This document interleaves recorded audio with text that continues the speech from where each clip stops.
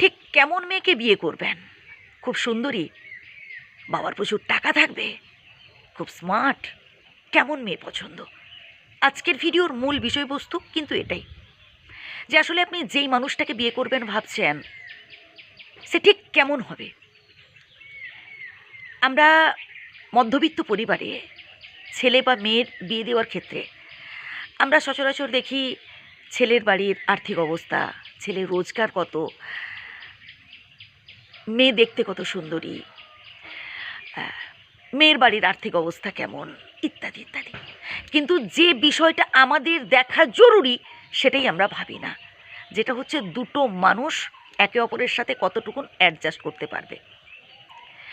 বিয়ে তো একটা সামান্য ক্ষণের ব্যাপার, কিন্তু তারপর যে একটা বিশাল লাইফ পড়ে আছে, একটা বিশাল ভবিষ্যৎ পড়ে আছে, এটা নিয়ে কিন্তু আমরা আগে ভাবি না।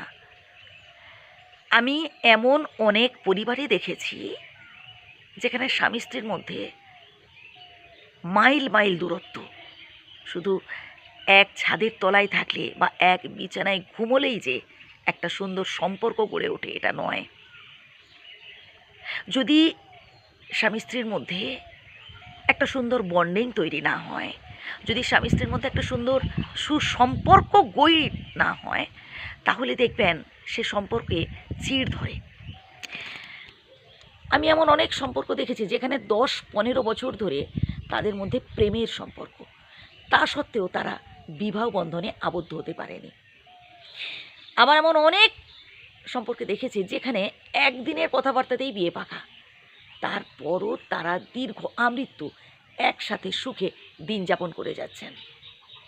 দেখুন, একটা সংসারে ঝগড়াঝাটি হতে পারে, মনোমালিন্য হতে পারে, রাগারাগি হতে পারে, কিন্তু সেখানে যদি রাগারাগিটা এমন পর্যায়ে চলে যায় যে তৃতীয় ব্যক্তিকে ডাকতে হয় তাদের মাঝে, তাহলে বলবো সেই সম্পর্কে চিড় কিন্তু খুব দ্রুত ধরবে।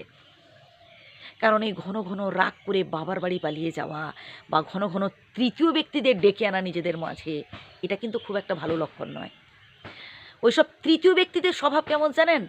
আপনাদের পরিবারে ঢুকে আপনাদের সম্পর্কটাকে ছাড়খাড় করে দেওয়া, নিজেদের মধ্যে ঝুট ঝামেলা অশান্তি যাই হয়ে যাক না কেন নিজেরা বসে মিটিয়ে ফেলার চেষ্টা করবেন। ওই কথায় কথায় ভাই বাইরের লোককে ডাকতে যাবেন না। স্বামী স্ত্রীর সম্পর্ক হচ্ছে যুগ যুগান্তরের সম্পর্ক। বিধাতা চেয়েছেন বলেই কিন্তু আপনি এই মানুষটাকে জীবন সাথী হিসেবে পেয়েছেন। অন্য কারোর সাথে না নিজেদের তুলনা করতে যাবেন না। কার হাজব্যান্ডের রোজগার কত বেশি, কার বউ আপনার বউয়ের থেকে কত বেশি সুন্দরী,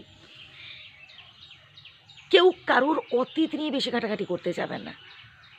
শুনুন ভাই, প্রত্যেকের জীবনেই অতীত আছে, প্রত্যেকের জীবনেই কম বেশি অতীতের এরকম অনেক তিক্ত কাহিনী রয়েছে, যেগুলো ভাবলে, যেগুলো হচ্ছে রিপিট করলে না বা মনে করিয়ে দিলে আমরা কষ্ট পাই।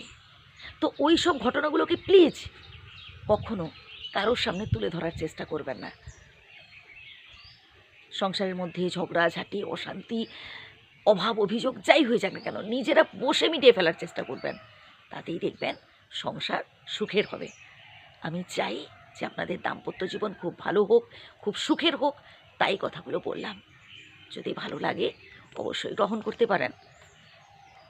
আর একটা কথা মনে রাখবেন, অ্যাডজাস্ট কিন্তু আপনাকে করতেই হবে, সে আপনি যেখানে যান না কেন, স্বর্গ মর্ত পাতাল আপনি যেখানেই যান না কেন, আপনার মধ্যে যদি অ্যাডজাস্ট করার ক্ষমতা না থাকে আপনি কোথাও টিকতে পারবেন না। ভালো থাকবেন, সুস্থ থাকবেন।